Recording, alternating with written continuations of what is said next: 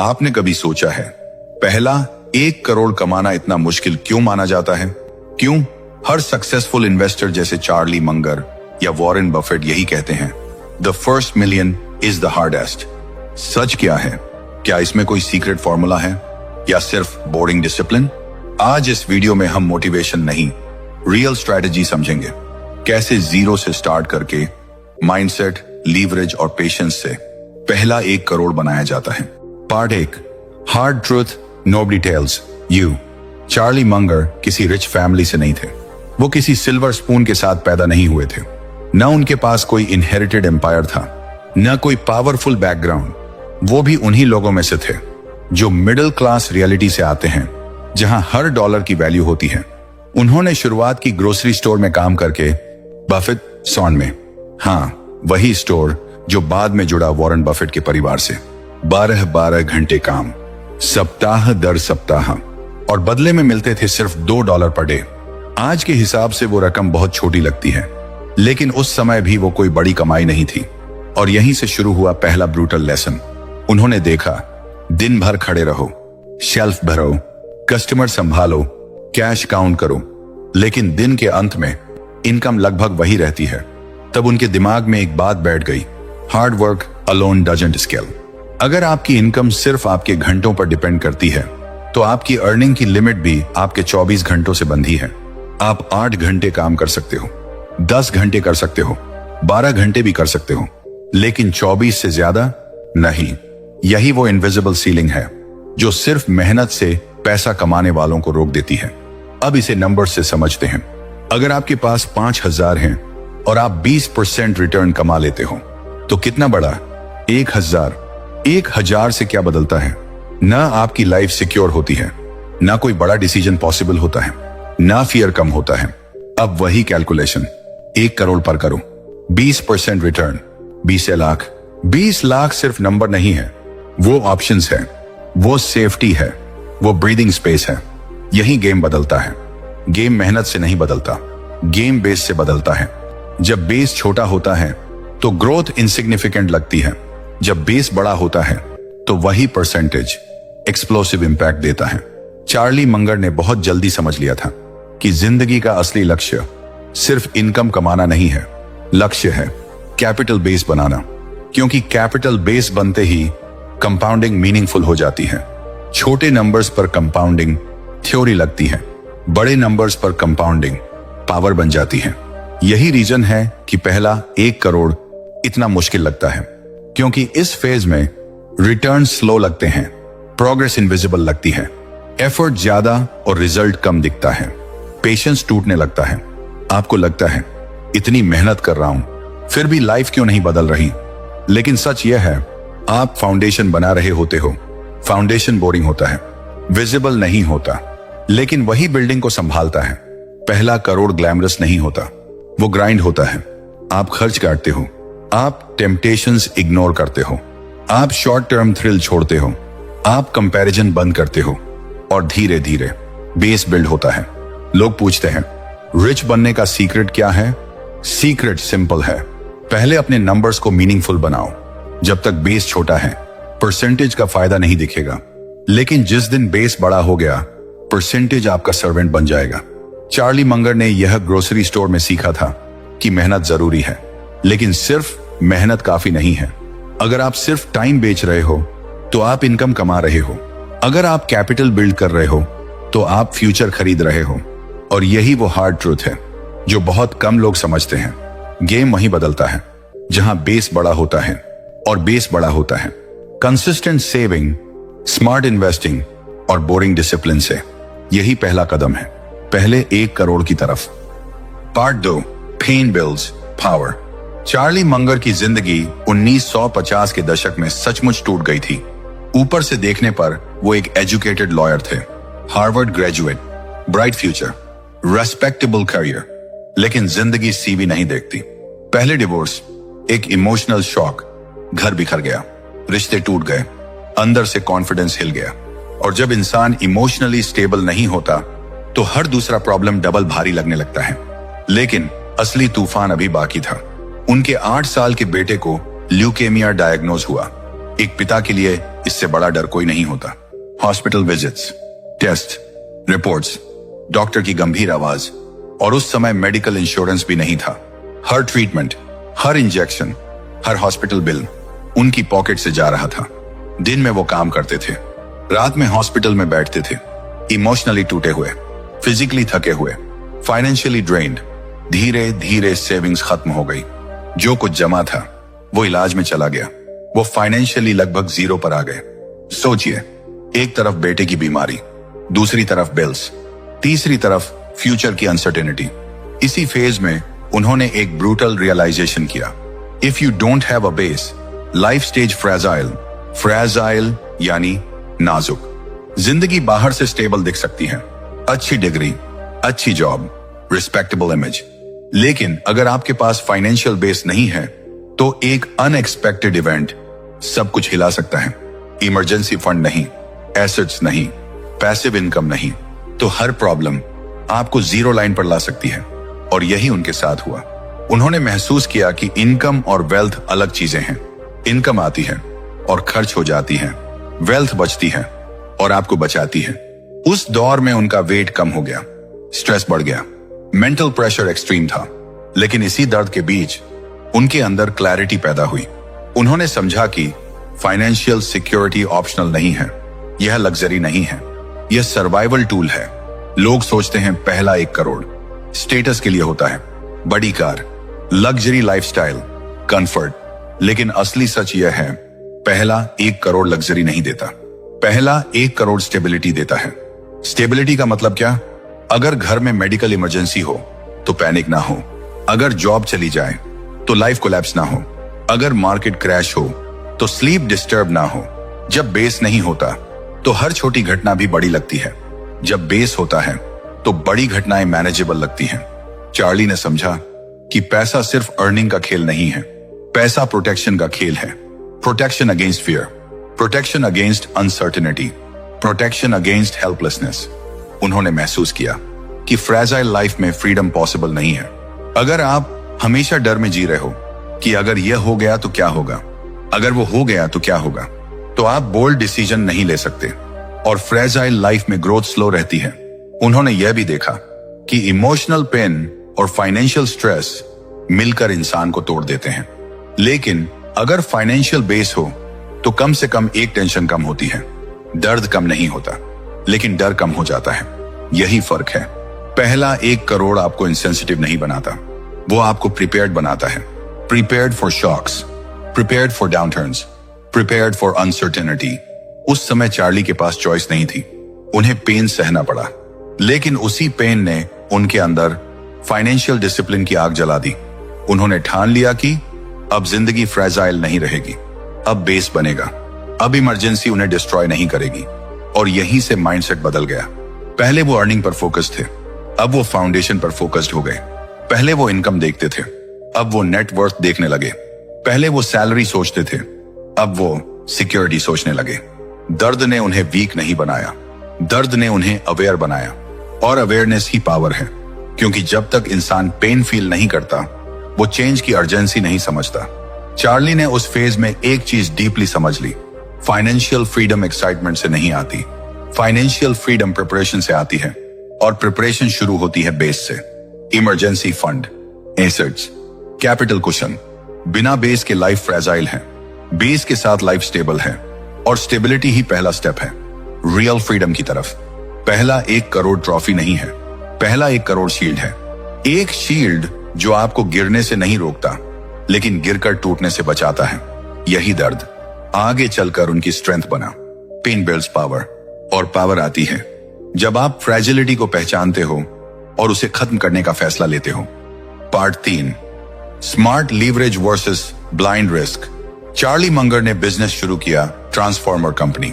उस समय माहौल उनके फेवर में था, वो टाइम चल रहा था, फैक्ट्रियां लग रही थी, इंफ्रास्ट्रक्चर एक्सपैंड हो रहा था। हर इंडस्ट्रियल सेटअप को ट्रांसफॉर्मर्स चाहिए थे, डिमांड हाई थी, ऑर्डर्स आ रहे थे, रेवेन्यू फ्लो स्टेडी था, बाहर से सब परफेक्ट दिख रहा था। यहीं से उन्होंने लीवरेज लिया, लोन लिया, कैपिटल लगाया, स्केल करने की कोशिश की। शुरुआत में सब स्मूथ था, ग्रोथ दिख रही थी, कॉन्फिडेंस बढ़ रहा था, लेकिन फिर वॉर खत्म हो गया, और जैसे ही वॉर खत्म हुआ डिमांड गिरने लगी, फैक्ट्रियों की एक्सपेंशन स्लो हो गई, नए ऑर्डर्स कम होने लगे, और तभी एक और प्रॉब्लम आई, कंपटीशन। जैसे ही लोगों ने देखा कि ट्रांसफार्मर इंडस्ट्री प्रॉफिटेबल है, कई नए प्लेयर्स मार्केट में आ गए, सप्लाई बढ़ी, प्राइस वॉर्स शुरू हो गए, मार्जिन स्क्वीज होने लगे। जो कल तक प्रॉफिट था आज लॉस में बदलने लगा, बिजनेस धीरे धीरे स्ट्रगल करने लगा, कैश फ्लो टाइट हो गया, लोन प्रेशर बढ़ गया, ऑपरेशनल स्ट्रेस एक्सट्रीम हो गया। चार्ली ने कोशिश की, एक्सपेंसेस कट किए, पर्सनल लाइफस्टाइल मिनिमाइज किया, हर पॉसिबल एफर्ट लगाया, लेकिन बिजनेस इवेंचुअली डूब गया। यह सिर्फ फाइनेंशियल लॉस नहीं था, यह इमोशनल ब्लो भी था, क्योंकि उन्होंने रिस्क लिया था, लीवरेज लिया था, और रिजल्ट नेगेटिव आया। लेकिन यही फर्क पैदा होता है। एग्जाम्पल, बहुत लोग फेलियर के बाद कंक्लूजन निकाल लेते हैं, रिस्क मत लो, लीवरेज डेंजरस है, सेफ खेलो। लेकिन चार्ली ने अलग लेसन निकाला। लेसन, लीवरेज गलत नहीं, रिस्क गलत नहीं, गलत है ब्लाइंड ऑप्टिमिज्म। ब्लाइंड ऑप्टिमिज्म क्या है? मार्केट हाई है तो मान लेना कि हमेशा हाई रहेगा, डिमांड स्ट्रांग है तो अस्यूम करना कि हमेशा स्ट्रांग रहेगी, ग्रोथ दिख रही है तो मान लेना कि परमानेंट है। उन्होंने रियलाइज किया कि उन्होंने डिमांड साइकिल को परमानेंट समझ लिया था। उन्होंने अपसाइड देखा लेकिन डाउनसाइड डीपली कैलकुलेट नहीं किया, और यही ब्लाइंड ऑप्टिमिज्म था। इस फेल्योर ने उन्हें डराया नहीं, इसने उन्हें डिसिप्लिन बनाया। उन्होंने समझा कि लीवरेज पावरफुल टूल है, लेकिन तभी जब डाउनसाइड लिमिटेड हो। अगर अपसाइड बड़ा है लेकिन डाउनसाइड अनलिमिटेड है तो वह गैम्बल है, और अगर अपसाइड अट्रैक्टिव है लेकिन डाउनसाइड सर्वाइवेबल है तो वह कैलकुलेटेड रिस्क है। कुछ साल बाद उन्होंने फिर लीवरेज लिया, लेकिन इस बार माइंडसेट बदला हुआ था। इस बार इमोशन नहीं, नंबर्स लीड कर रहे थे। उन्होंने रियल एस्टेट में इन्वेस्ट किया। एक प्रॉपर्टी अपॉर्चुनिटी सामने आई, 49 साल लीज वाली प्रॉपर्टी थी। रूल यह था कि बैंक लोन तभी मिलेगा जब लीज मिनिमम 50 साल की हो। यहां 49 साल थी, सिर्फ 1 साल कम। Technically perfect deal, location strong, resale potential high, लेकिन लगभग हर बैंक ने लोन देने से मना कर दिया। क्यों? क्योंकि सिस्टम रिजिड था, पॉलिसी क्लियर थी, 49 साल इक्वल्स नो लोन। यही बहुत लोग हार मान लेते, बैंक नहीं दे रहा तो छोड़ दो, रिस्की है, कॉम्प्लिकेटेड है। लेकिन इस बार चार्ली ब्लाइंड ऑप्टिमिज्म से ऑपरेट नहीं कर रहे थे। उन्होंने नंबर्स देखे, उन्होंने कैलकुलेट किया, वर्स्ट केस क्या है, अगर डील डिले हो जाए तो, अगर बायर लेट मिले तो, अगर रीसेल प्राइस थोड़ा कम मिले तो। उन्होंने डाउनसाइड सिनेरियो मेंटली प्ले किए और उन्होंने कंक्लूड किया डाउनसाइड मैनेजेबल है। फिर उन्होंने अप्रोच बदली, बड़े बैंक्स के पीछे भागने की बजाय उन्होंने स्मॉल लोकल बैंक ढूंढा, एक ऐसा बैंक जिसे डिपॉजिट्स डिप्लॉय करने थे, जिसे बोरोवर्स चाहिए थे। उन्होंने बैंक के सामने पूरा केस रखा, property details, market analysis, cash flow estimate, exit plan. उन्होंने ऑप्टिमिज्म सेल नहीं किया, उन्होंने कैलकुलेशन प्रेजेंट किया। स्मॉल लोकल बैंक कन्विंस हो गया, लोन मिल गया, डील एग्जीक्यूट हुई, प्रॉपर्टी खरीदी गई, शॉर्ट पीरियड होल्ड किया, राइट बायर मिला, डील फ्लिप हुई, प्रॉफिट अर्न हुआ। यह जैकपॉट नहीं था, यह मिरेकल नहीं था, यह स्ट्रक्चर्ड लीवरेज था। इस बार उन्होंने साइकिल समझी थी, पॉलिसी समझी थी, रिस्क क्वांटिफाई किया था, और सबसे इंपॉर्टेंट, उन्होंने डाउनसाइड सरवाइव करने लायक रखा था। यहीं से उनका फाइनेंशियल बेस बिल्ड होना शुरू हुआ। एक सक्सेसफुल डील कॉन्फिडेंस देती है, 2 डील्स कैपिटल देती हैं, 3 डील्स फाउंडेशन देती हैं, और फाउंडेशन ही आगे कंपाउंडिंग की जमीन बनती है। उन्होंने समझ लिया था लीवरेज एक्सेलरेटर है, लेकिन स्टीयरिंग व्हील कैलकुलेशन होना चाहिए। अगर एक्सेलरेटर है और स्टीयरिंग कंट्रोल नहीं तो क्रैश निश्चित है। अगर एक्सेलरेटर है और स्टीयरिंग डिसिप्लिन्ड है तो स्पीड कंट्रोल्ड ग्रोथ बनती है। ब्लाइंड रिस्क इमोशन से आता है, स्मार्ट लीवरेज क्लैरिटी से आता है। ब्लाइंड रिस्क सब ठीक होगा पर चलता है, स्मार्ट लीवरेज अगर गलत हुआ तो से शुरू होता है। ये ट्रांसफॉर्मर बिजनेस ने उन्हें पेन दिया, रियल एस्टेट डील ने उन्हें पावर दी। दोनों में कॉमन क्या था? लीवरेज। लेकिन डिफरेंस क्या था? अप्रोच। पहली बार उन्होंने फ्यूचर अस्यूम किया था, दूसरी बार उन्होंने फ्यूचर एनालाइज किया था, और यही शिफ्ट उन्हें ऑर्डिनरी बिजनेसमैन से एक्स्ट्रा ऑर्डिनरी थिंकर बनाती है। यहीं से उनका फाइनेंशियल बेस बनना शुरू हुआ, क्योंकि अब हर मूव कैलकुलेटेड था, हर रिस्क मेजर्ड था, हर लीवरेज स्ट्रक्चर्ड था। स्मार्ट लीवरेज वेल्थ बनाता है, ब्लाइंड ऑप्टिमिज्म वेल्थ मिटा देता है। और यही लेसन पहले 1 करोड़ की जर्नी में सबसे क्रिटिकल होता है। Part 4, the real secret. Charlie Munger का पावरफुल कॉन्सेप्ट था, every dollar is my employee. यह सिर्फ एक मोटिवेशनल लाइन नहीं थी, यह उनका पूरा फाइनेंशियल ऑपरेटिंग सिस्टम था। जब वो ये कहते थे कि हर डॉलर मेरा एम्प्लॉय है, तो उसका मतलब बहुत डीप था। एम्प्लॉय क्या करता है? काम करता है, वैल्यू क्रिएट करता है, रेवेन्यू जनरेट करता है और आइडियली आपके लिए प्रॉफिट बनाता है। चार्ली ने पैसे को खर्च करने वाली चीज नहीं माना, उन्होंने पैसे को वर्कर माना। एक डिसिप्लिन वर्कर जो 24 घंटे काम करता है, जो छुट्टी नहीं मांगता, जो इमोशनल नहीं होता, जो कंप्लेन नहीं करता, जो स्ट्राइक पर नहीं जाता। और यही माइंडसेट गेम बदल देता है। पहला करोड़ कमाने से पहले आप अकेले काम कर रहे होते हो, आपकी स्किल काम कर रही होती है, आपका टाइम काम कर रहा होता है, आपकी एनर्जी काम कर रही होती है। अगर आप काम बंद करते हो, इनकम रुक जाती है। लेकिन जैसे ही पहला करोड़ बनता है, इक्वेशन बदल जाती है। अब सिर्फ आप नहीं काम कर रहे, अब आपका पैसा भी काम कर रहा है। यही शिफ्ट रियल सीक्रेट है। पहले फेज में आप वर्कर होते हो, दूसरे फेज में आप ओनर बनते हो। वर्कर टाइम बेचता है, ओनर कैपिटल डिप्लॉय करता है। चार्ली ने बहुत जल्दी समझ लिया था कि अल्टीमेट फ्रीडम इनकम से नहीं आती, फ्रीडम एसेट से आती है। इनकम आपको सरवाइव करवाती है, एसेट्स आपको सिक्योर करते हैं, कंपाउंडिंग आपको ग्रो करवाती है। जब पहला करोड़ बनता है तो आपके पास एक आर्मी तैयार हो जाती है। 1 करोड़ रुपए का मतलब क्या है? अगर उस पर 10% भी रिटर्न मिले तो 10 लाख रुपए। अब इमेजिन करो, आपको 10 लाख मिले बिना एक्स्ट्रा आवर काम किए। आप सो रहे हो, आप ट्रैवल कर रहे हो, आप फैमिली के साथ हो और आपका पैसा क्वाइटली ग्रो कर रहा है। यही कंपाउंड इफेक्ट की शुरुआत है। कंपाउंड इफेक्ट फ्लैशी नहीं होता, स्लो शुरू होता है, इनविजिबल होता है, लेकिन अनस्टॉपेबल होता है। पहले साल ग्रोथ छोटी लगती है, दूसरे साल थोड़ा नोटिसेबल होती है, तीसरे साल कॉन्फिडेंस बढ़ता है, चौथे साल मोमेंटम आता है, 5वें साल एक्सेलरेशन दिखता है और फिर एक स्टेज आता है जहां ग्रोथ लीनियर नहीं रहती, एक्सपोनेंशियल हो जाती है। लेकिन यह तभी पॉसिबल है जब आप पैसे को एम्प्लॉय ट्रीट करते हो। अगर हर बोनस आते ही लाइफस्टाइल अपग्रेड कर दोगे तो एम्प्लॉय हायर ही नहीं होगा। अगर हर रेज के बाद ईएमआई बढ़ा दोगे तो कैपिटल बेस बिल्ड ही नहीं होगा। चार्ली का फोकस सिंपल था, पहले एम्प्लॉय हायर करो, फिर एम्प्लॉय को मल्टीप्लाई करो। यानी पहले सेविंग्स बिल्ड करो, फिर सेविंग्स को इन्वेस्ट करो, फिर इन्वेस्टमेंट को रीइन्वेस्ट करो। यह बोरिंग प्रोसेस है, कोई इंस्टाग्राम रील मोमेंट नहीं है, कोई ओवरनाइट थ्रिल नहीं है, लेकिन यही सस्टेनेबल है। जब आपका पैसा काम करना शुरू करता है तो डिसीजन बदल जाते हैं।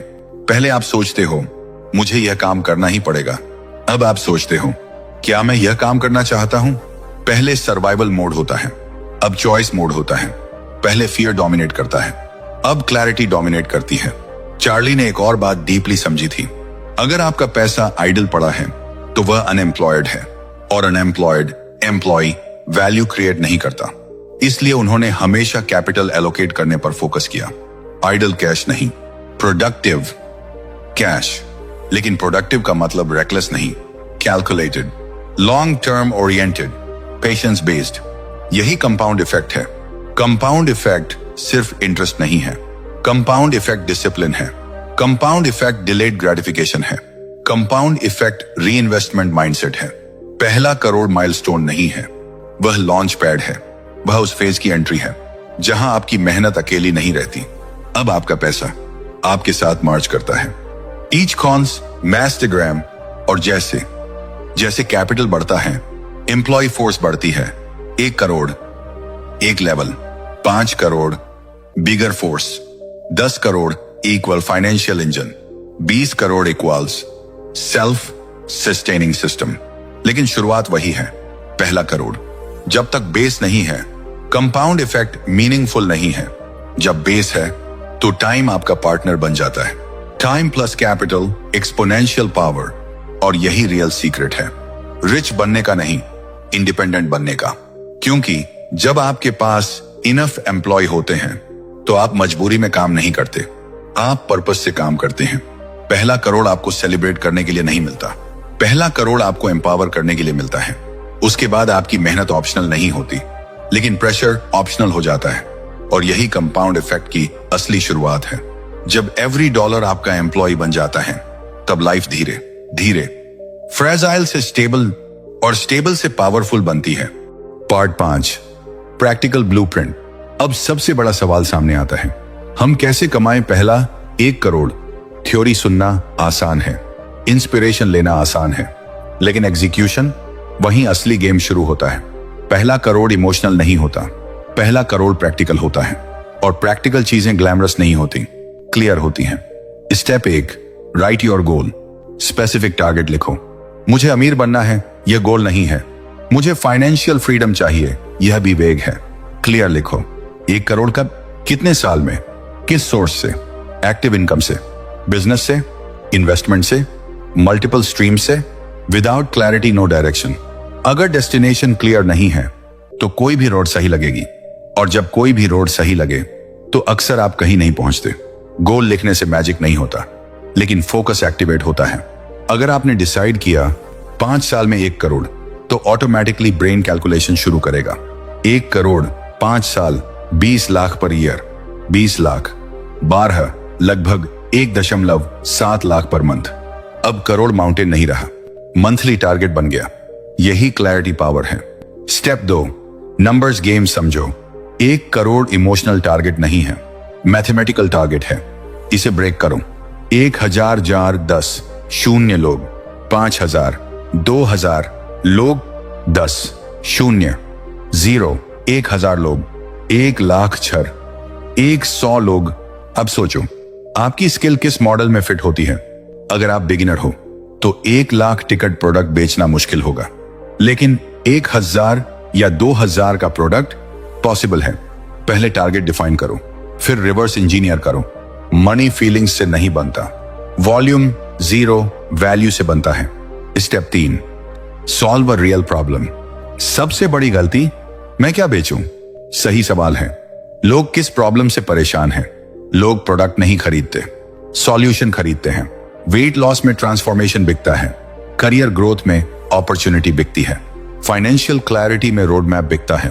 खुद से पूछो, आप किस प्रॉब्लम को डीपली समझते हो? Career guide, digital skill, investment knowledge, local service. Market बड़ा है, लेकिन एक रूल याद रखो, शैलो सॉल्यूशन काम नहीं करेगा। डीप सॉल्यूशन ट्रस्ट बनाता है, और ट्रस्ट लॉन्ग टर्म वेल्थ बनाता है। Step 4, boring consistency. अब सबसे uncomfortable part, consistency. Crypto shortcut, options trading shortcut, quick money schemes, distraction है। चार्ली मंगर का रूल सिंपल था, avoid stupidity instead of chasing brilliance. Over leverage avoid करो, grid avoid करो, get rich quick trap avoid करो। Slow growth boring लगती है, लेकिन slow growth टिकाऊ है। फास्ट स्पाइक फ्रेजाइल है। कंपाउंडिंग को टाइम चाहिए, ब्रांड को टाइम चाहिए, स्किल मास्टरी को टाइम चाहिए। पहला करोड़ फायरवर्क्स से नहीं बनता, पहला करोड़ हैबिट से बनता है। Daily savings habit, learning habit, reinvestment habit, patience habit. Consistency glamorous नहीं होती, लेकिन कंसिस्टेंसी अनबीटेबल होती है। Final reality, practical blueprint simple है। Clear goal, clear numbers, clear problem, clear discipline. Emotion कम, कैलकुलेशन ज्यादा, नॉइज कम, फोकस ज्यादा। भारत में करोड़ बनाना इम्पॉसिबल नहीं है, लेकिन शॉर्टकट माइंडसेट के साथ पॉसिबल नहीं है। पहला करोड़ ड्रामेटिक लीप नहीं है, it's a discipline climb, step by step, month by month, year by year. और जो इस बोरिंग प्रोसेस को एक्सेप्ट कर लेता है, उसी के लिए कंपाउंड इफेक्ट काम करना शुरू करता है। पहला 1 करोड़ आपको रिच नहीं बनाता, सच तो यह है। पहला 1 करोड़ आपको बिलियनियर नहीं बनाता, हेडलाइन नहीं बनाता, वायरल स्टोरी नहीं बनाता, लेकिन वो आपको एक चीज देता है जो उससे भी ज्यादा पावरफुल है। वो आपको फ्री बनाता है, free from salary pressure, emergency fear, toxic boss, survival mindset. जब आपके पास बेस नहीं होता तो हर डिसीजन मजबूरी से लिया जाता है। जॉब पसंद नहीं, फिर भी करनी पड़ेगी। बॉस डिसरिस्पेक्ट करता है, फिर भी सहना पड़ेगा। बिजनेस आइडिया है, रिस्क नहीं ले सकते। क्यों? क्योंकि सर्वाइवल मोड में फ्रीडम लग्जरी होती है, लेकिन पहला 1 करोड़ सर्वाइवल मोड खत्म करता है। अब डिसीजन डर से नहीं, क्लैरिटी से होते हैं। अब आप जॉब करते हो क्योंकि आप करना चाहते हो, ना कि इसलिए क्योंकि करना मजबूरी है। अब इमरजेंसी आने पर आपका दिल नहीं धड़कता, आपका कैलकुलेटर काम करता है। अब मार्केट गिरने पर पैनिक नहीं होता, प्लानिंग होती है। और यही असली वेल्थ है। याद रखो, पहला करोड़ पैसा नहीं सिखाता, सब्र सिखाता है। वो सिखाता है delayed gratification, discipline, consistency, emotional control. पहले करोड़ की जर्नी में आपको कंपैरिजन जलाएगा, शॉर्टकट्स टेम्प्ट करेंगे, स्लो ग्रोथ फ्रस्ट्रेट करेगी। लेकिन अगर आप टिके रहे तो वही पेशेंस कंपाउंड होकर वेल्थ बन जाता है। वही सब्र आगे चलकर करोड़ों बनाता है। क्योंकि असली कंपाउंडिंग सिर्फ पैसे की नहीं होती, माइंडसेट की भी होती है। पहले आप पैसे के पीछे भागते हो, फिर पैसा आपके सिस्टम का हिस्सा बन जाता है। पहले आप डिसिप्लिन फोर्स करते हो, फिर डिसिप्लिन हैबिट बन जाता है। पहले सेविंग मुश्किल लगती है, फिर इन्वेस्टिंग नेचुरल लगती है, और धीरे धीरे आप ऑर्डिनरी अर्नर से कैपिटल एलोकेटर बन जाते हो। अगर आप अभी जीरो पर हो तो परेशान मत हो। जीरो वीकनेस नहीं है, जीरो स्टार्टिंग पॉइंट है। हर बड़ा नंबर कभी जीरो ही था। गेम अनफेयर नहीं है, गेम डिसिप्लिन्ड है। मार्केट इमोशंस रिवॉर्ड नहीं करता, मार्केट पेशेंस रिवॉर्ड करता है। वर्ल्ड इंटेलिजेंस रिवॉर्ड नहीं करता, वर्ल्ड कंसिस्टेंसी रिवॉर्ड करता है। Short term excitement long term regret बन सकता है, लेकिन long term discipline permanent freedom बन सकता है। सही माइंडसेट, सही लीवरेज, सही रिस्क कंट्रोल और लॉन्ग टर्म थिंकिंग से आप भी बना सकते हो अपना पहला 1 करोड़। धीरे, स्टडी, सॉलिड। और जब पहला 1 करोड़ बन जाएगा तो समझना, आपने सिर्फ पैसा नहीं कमाया, आपने कॉन्फिडेंस कमाया, क्लैरिटी कमाई, कंट्रोल कमाया। और वही कंट्रोल फ्यूचर के हर करोड़ की फाउंडेशन बनेगा। यह दौड़ स्पीड की नहीं है, यह दौड़ डायरेक्शन की है। यह गेम लक का नहीं है, यह गेम डिसिप्लिन का है। और अगर आप इस डिसिप्लिन को एक्सेप्ट कर लेते हो तो टाइम आपका एनिमी नहीं रहेगा, टाइम आपका पार्टनर बन जाएगा। यही फिलॉसफी है, यही सिस्टम है, यही माइंडसेट है। This is legend of finance, जहां हम सिर्फ पैसा कमाने की बात नहीं करते, हम फाइनेंशियल फ्रीडम बनाने की बात करते हैं। मिलते हैं अगले वीडियो में।